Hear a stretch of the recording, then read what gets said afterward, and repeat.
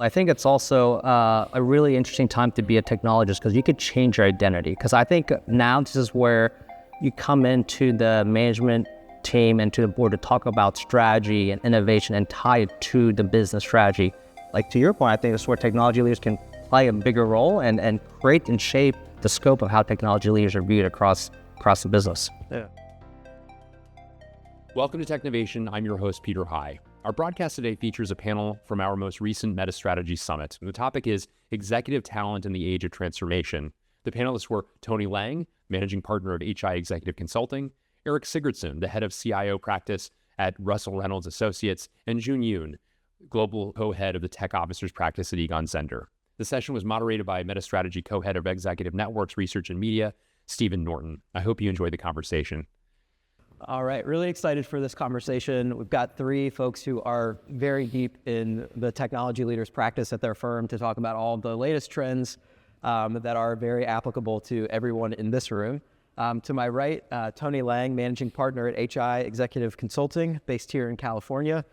To his left, Eric Sigurdson, the Head of the CIO Practice for Russell Reynolds. And to his left, Joon Yoon, Global Co-Head of the Technology Officers Practice. He's based in Dallas, and Eric's in Chicago. Welcome, guys. Thank you so much. Thank you. Great to be here. All right, we'll dive right in.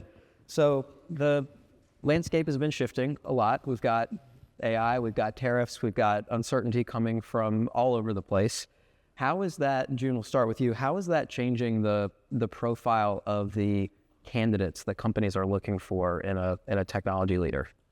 Well, first, I want to thank you guys for hosting a great event. I think it's very inspirational when we have all these great technologists sharing ideas and cross-pollinating different things. But I think, as we think about archetypes in the marketplace of technology leaders, I'm going to be very general.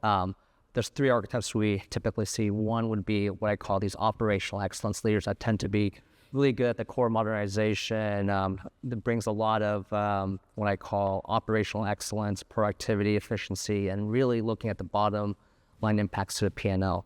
The other archetype we see that has been evolving given the new technology and digital trends is around digital and change agents. They're really looking at how does technology drive the customer experience, how does it open up new revenue streams, increase margin expansion, and bringing much more of a customer-facing orientation, leverage of data, analytics, AI, all the things we're talking about today. And then the other archetype we consider them more of the business transformational leaders that are really thinking about how does technology really drive new service delivery models, look at new revenue generation and product innovations. How do they think about really pivoting? I'm a manufacturing company, now I'm a services company as well. I'm a software company, now I'm a tech-enabled services with platform around it. But what we're seeing is the kind of the shift from the operational excellence to more of the digital and business transformation. I think that's been the part that we've been seeing given the newer technologies. But I would say at a macro level, I think what we've seen is we're looking for business leaders first that know technology. They're co-creating the strategy, the solutions with the business to be able to identify business outcomes and impacts. And I think that's where I think because of the multifaceted nature of the technologists, that's where we're seeing that sort of business first orientation to help drive and enable change for the business. Absolutely. Thanks. Yeah, that business orientation and strategic focus first and foremost. Thank you. Eric, some recent research that you guys did found that a lot of technology leaders feel pretty confident about being able to lead through some of this technological change. Where there was a lot less confidence was the workforce transformation and bringing people along. Can you unpack that a little bit for us and talk a little bit about what candidates need in order to get some of that confidence? I think certainly COVID changed everything relative to how the work-life balance, the whole hybrid environment, where people are, meeting people where they want to be as opposed to where they need to be. And so when that all occurred a few years ago, we all saw it as that genie is going to get put back in the bottle at some point. I guess there's some that will argue, particularly here in the Valley, that you never have to come back to the office again. But I think a lot of our clients are starting to place a premium on wanting to get the team back together. There's just no replacement for being face-to-face. And so I think what's transpired the last 6 to 12 months has been a greater emphasis on making sure that the leadership team has opportunities to be together. That might mean the executive top tech leader needs to be co-resident with the rest of the leadership team, because it's the things that happen between the meetings as opposed to being during the meetings that can have the greatest impact on driving change.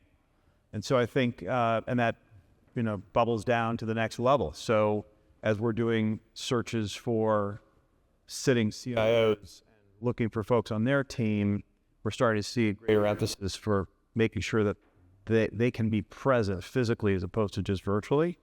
So I think that's one thing that we're all having to deal with. I heard someone say earlier today, being able to leverage tools to be able to make it feel like they're closer together is always going to be helpful, but there's just no replacement for being face-to-face. So am I hearing you correctly? There's maybe a little bit less flexibility than there was in the few years after COVID and more of a mandate toward in-person? Yeah, I would say that when we all saw this happen, I thought, as long as we have relatively low unemployment, the leverage will exist with the employee. As soon as we, at some point, hit 7, 8, 9% unemployment, which I hope we don't, but if we do, things will flip. Clients will become more demanding. The Jamie Dimon speech will become real, and people will end up having to change, because if they don't change, someone else will get selected who will. So here's what I'm seeing. There is a lot of change in what people are asking for in certain technical skills and location and executives. Yes, that's changing. But I really think that if you go back 10 years, if you wanted a chief digital officer, and if you couldn't be a chief digital officer because you were a CIO, you're out. And you had to pivot, you had to keep up. So you got to keep up. But what is the fundamental thing that determines good people from not so good people? And to my mind, it's where you're leading from, not where you're leading to. Because where you're leading to is changing. I mean, if you'd been here 2 years ago, no one would have mentioned AI. Now everything is AI.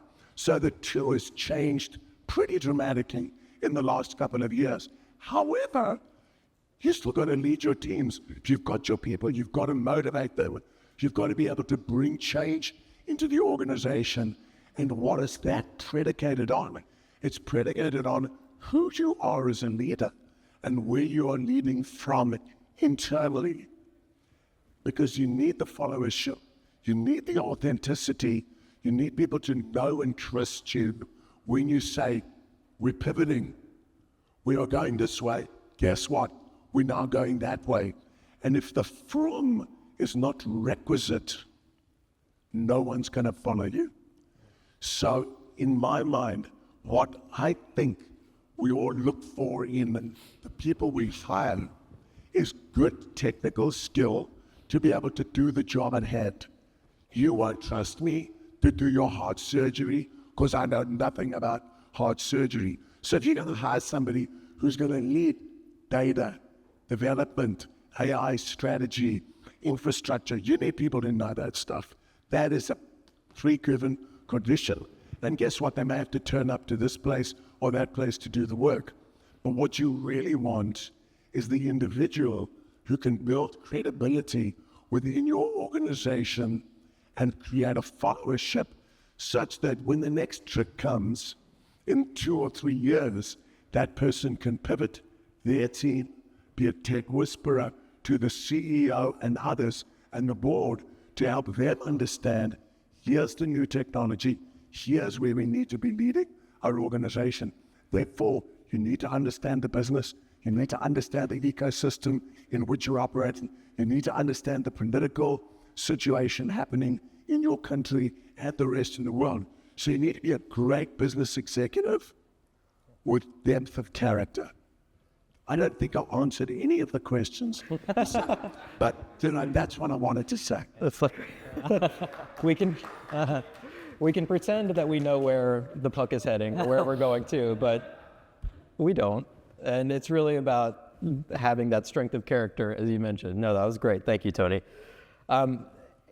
Eric, some of the research that you guys did also showed a higher willingness among some executives to switch roles in this moment particularly. I'm just curious, from what you guys studied, what's driving some of this potential turnover in the market? I think we've been a little surprised, I will feel the same way, that things have remained relatively active. We didn't know what the change of administration was going to bring. We didn't know tariffs, certainly the uncertainty around DOGE, all the impact it's going to have on business, whether that would slow things down. Certainly in a few segments it has, but it's been relatively robust. And so I think there's, the economy's still relatively strong. Wall Street's in good place. Main Street's questionable. You may have fewer dolls at Christmas time this year to give to your kids, but $2. Yeah, you only need one. So I think that with opportunity, I used to say back in the '08 time frame, and you'll remember this, he won't. If you weren't happy with your tech leader going into a recession, you're probably not going to be very happy during the recession. So we saw a lot of change take place then. I think that our study, which I have copies of for everyone here, showed that 75% of tech leaders today are actually invited to be a member of the executive leadership team. Doesn't mean they report to the CEO, but they're invited to the right meetings. That's become a much more important characteristic that technology leaders look for. You all want to be in the meeting as opposed to having it described to you by somebody else. So with that, provides opportunities for upgrading of talent. And I think the one piece of advice that it kind of ties into what Tony was saying is, as tech leaders, you need to find the opportunity to hire better than yourself. And if there's one thing that we see some tech leaders get in trouble with, is that they get a little fearful about hiring people that may be a little better than they are, and that's something you should keep an eye on. So can I just interrupt again? What about, I mean, it really is your time. Because in my view, the people best positioned to run the organizations of the future are incredibly tech-savvy executives who understand finance, who understand operations, and you've got to know that stuff doing your job. So if you have a desire to want to run a company, this is your time. I think there's massive opportunity for people who run tech in organizations to become CEOs, to become public company board members, because there's masses of value that you can add. And frankly, if you don't step up and do that, shame on you, because it's your time. Let's talk about that a little bit more. One thing I just want to build, I think it's also a really interesting time to be a technologist because you could change your identity. Because I think now this is where you come into the management team and to the board to talk about strategy and innovation and tie it to the business strategy. And especially around all the topics today around AI, it's people are pointing fingers, who knows this? And then usually technology kind of gets the last finger. And this is where technologists can say, okay, let's think about the strategic values, let's define the value cases, and let's figure out how does that impact our overall business priority. And this is where, like to your point, I think this is where technology leaders can play a bigger role and create and shape the scope of how technology leaders are viewed across the business. Yeah. With the emergence of ChatGPT and generative AI and all that stuff, we also saw a big conversation around potential changes to the C-suite in terms of chief AI officers, data getting added to more titles, things of that nature. Joon, sticking with you, how have you seen that evolved? And are there any patterns that are emerging? Like, are these new roles here to stay? Was it a blip?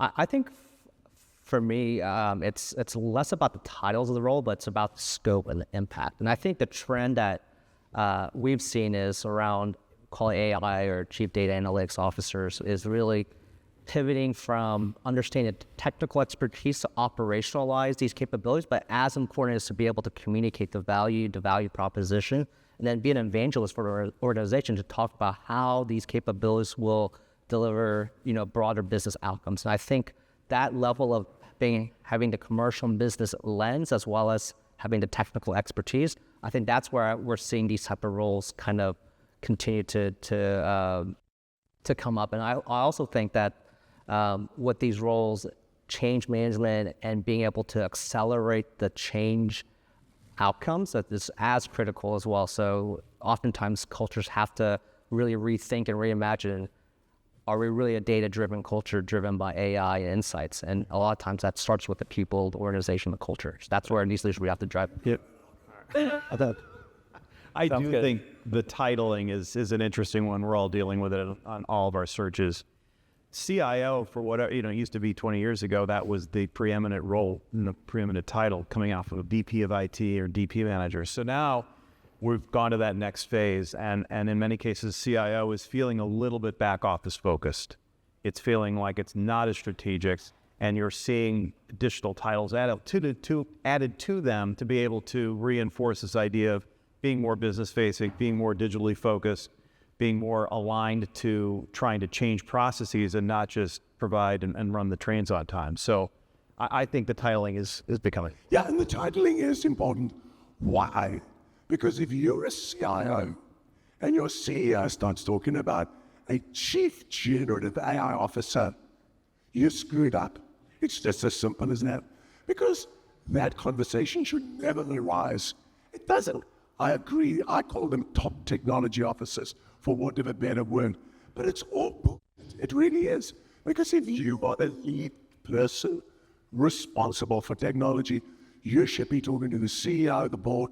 You should be the person driving this train forward. And if someone starts talking about a Chief Generative AI Officer, you did a bad job, and you probably deserve to get out. It's the same as when people started talking about a Chief Digital Officer 10 years ago. Exactly the same story. Yeah, if they talk Chief Digital, you were done, you were cooked. You didn't do a good job. So I agree. Titling is all like, please notice me. I'm now the Chief Information Digital blah blah officer. You don't really need that. You just need to be really good at what you do, and people won't worry about your title. What? Sorry, Steve. No. We've completely torpedoed your whole thing. I'm really sorry.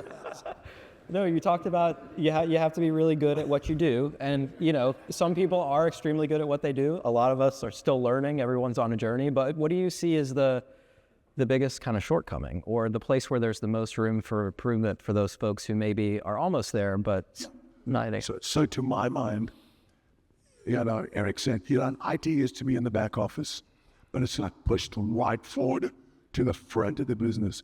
And what's the purpose of every company? To find and keep customers. And if you're not involved in finding and keeping customers profitably, obviously, then you're not part of the conversation. What does that mean? You need to understand your business. You need to understand your customers. You need to understand the financial aspects of your organization. You need to be commercially savvy. You need to really think of yourself as like a little CEO running IT. And I think that any one of you out there who's not becoming a very rounded executive and thinking of yourself, I'm the CEO of my piece of the organization. I'm creating the vision. I'm building the team. I'm running a great commercial shop. I'm listening to my customers. I'm giving great customer service. If you're not focused like your CEO thinks, you're not thinking in the same way. That also means Yes. that you need to have outstanding leadership skills to make sure you have the strong run the trains on time experience underneath you so that you have the time to go to this. Yes. You're not going to work 150 hours a week. You've got to be able to have the team structure. And I think sometimes, and we've seen this from over the years, where the tech leader gets promoted to the top job for being a really good technologist, and they haven't realized how important just the simple management and leadership skills are to being able to be successful as an entity. Because without that infrastructure underneath you, you don't have the time to go. You get trapezoidal subterfuge, which means that you just doing more and more and more and more work, and you have less and less time. And guess what? If you're not a fun person, if you're not a person who people can engage with and enjoy and lead a team in a fun way and a bit of levity, no one's going to follow you. Look behind you. Are there people behind you? You got to have people behind you if you're a great leader, as Eric says. Goes back to what you were saying too, Joon, about the operational piece is not sufficient anymore. Excellent. Well, we've got a couple of minutes left. Let's talk about boards. A lot of folks in the audience are interested in joining them. Some already are board members. It continues to be a somewhat mysterious process. The selection process is very different than a traditional kind of executive search process. Eric, could you talk a little bit about some of the maybe kind of non-obvious things that folks in this room know going into that? The good news about board opportunities was once the company decides that they'd like to have somebody with a technology background on their board, they are shocked by the through rate that they can get people interested. Conversely, if they're looking for a sitting CFO, a sitting CEO, the odds of their being able to get somebody to join their board is tricky because they're often locked out, they're too busy, they're already on a board. When you come to this community, there just aren't a number of people that are on board. So I think that's a good thing. We're just in the process of wrapping up a board search right now for a $10 billion services business. They made the distinct, they wanted someone that came from a high employee count environment, and we showed them 15 people, without those people being contacted, knowing that we would be able to get any one of them to the table, narrowed it down to 3. They met all 3. They could have hired any one of them, land on one individual. So I think you should feel confident that when the boards are getting more serious about this, we've been waiting a long time for this to happen. I'll go back a little bit, and I thought, financial experts came to the light back in 2000 with Sarbanes-Oxley. You had to have a financial expert on your board. I kept waiting for when was going to be the next trigger for technologists. I thought it might be, the '08 crisis. Thought it might be the security breaches of Target, Home Depot, the Amazonification of business in the 18, 19 time frame. And none of those have really manifested themselves. It's really probably AI and other leading technologies that have gotten boards to start to wake up and realize we need someone asking good questions and asking insightful questions, but at the same time not overstepping their bounds and trying to tell the management team what to do. That's it. Thanks. Yeah. I think the other encouraging thing even more recently is, oftentimes when we look at tech leaders for boards, it's sometimes focused on risk or governance, but now I think with technology being a strategic enabler and thinking about product and innovation and helping think through how to really revolutionize their business models, I think that's the part that I'm seeing more and more interest of the profile of these type of board members as well. A few thoughts on this. First, there's a number of kind of boards. There's a local board, school board, not-for-profit. Then there's private company boards, often private equity investors who want to have good people on the boards of their portfolio companies. And then there's public company boards. And they're very, very different in terms of background and skill set. Public company boards can decide that they want to hire a certain profile of person. And that's absolutely allowed. In traditional search, that's saying they don't necessarily want to hire somebody who's never been on a board before, doesn't know anything about a board. So the other thing that I would advise is you can go to board courses. You can do an NACD course. You can attend your board meetings and understand the protocols of board members. Typically, you're not asked 1 or 2 questions, and it's nose in, fingers out. It's not like being an executive on the team. It's completely different to that. So in preparation for that, my advice is go to some board courses, learn the governance, learn what you need to know, and maybe start with a private equity board, because at least you're on some board, and then that'll prepare you for a public company board. The other side of it is, if you're on a public company board, it can take an enormous amount of time. If your company is getting acquired, suddenly you're sucked into a black hole, and you better get the permission of your boss to be able to do that, because some bosses don't want their CIO, CDO, blah, blah, blah, sucked into a public company arena. Some people are happy for that. Some people are not happy for that. So seek your boss's permission to do that if it's a public company board.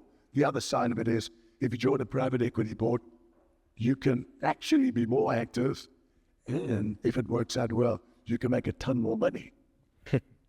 Yeah, it's an interesting conundrum. It was always, how do you get on a board?